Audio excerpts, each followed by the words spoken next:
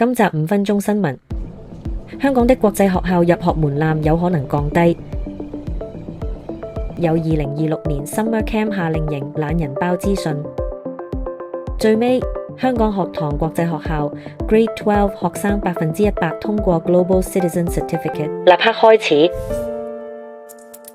備受家長同教育界關注嘅新聞，直資學校計劃擴招非本地學生，呢個舉動預計會加劇國際學校嘅招生競爭。隨住香港政府大力推動教育樞紐政策，施政報告入面提出以試點形式容許直資學校申請增加班級數目同每班學生人數，透過學生自資入讀嘅方式擴大招收持有學生簽證嘅非本地學生。教育局日前已經向各直資學校發出通知，邀請佢哋參與有關計劃。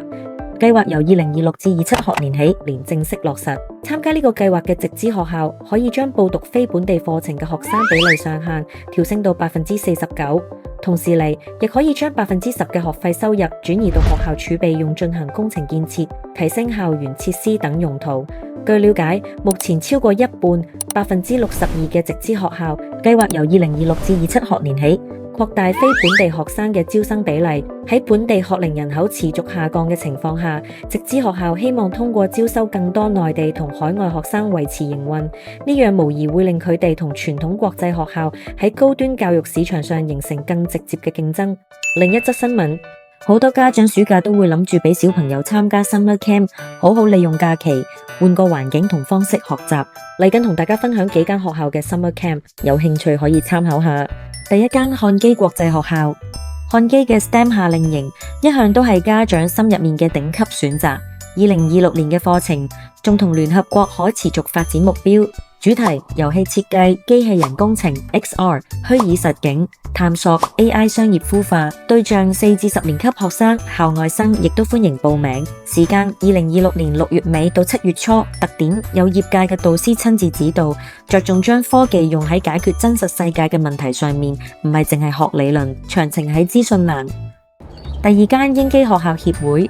作為香港最大嘅國際學校辦學團體，英基嘅夏令營覆蓋全港超過22個校區，好方便。主題英語強化、多種運動、STEM、藝術、西班牙語、法語同商業課程都有。對象細到13個月大，大到14歲以上都有適合嘅課程。時間2026年6月29號至8月19號，時間好靈活。特點有全日營、朝9晚4同半日營選擇。全程全英語教學，幫小朋友浸在英文環境。詳情喺資訊欄。第三間滬江維多利亞學校 VSA 嘅 Summer Fest 聯同專業教師團隊，為3到15歲嘅小朋友設計咗好多好玩又獨特嘅課程。5大主題型 Weekly Camp 3歲半至11歲，Musical Camp 6到15歲，Aviation Camp 8到14歲。全新嘅 Writing Camp 8到11歲同 AI Creator Camp 8到11歲。特色亮點，航空營會用專業模擬器學飛行，好有體驗感。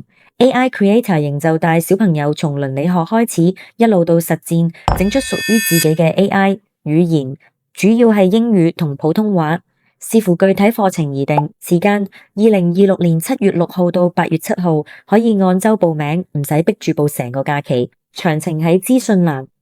2026香港國際學校暑期課程 QA 第一條，唔係該校學生可以參加，可以大部分學校例如 VSA、ESF、CIS 等等都歡迎校外學生報名。第二條，有年齡限制，有選擇好多。ESF 有1歲多嘅幼兒班，大到青少年都有，各個年齡層都有得揀。第三條，暑期課程會教啲咩？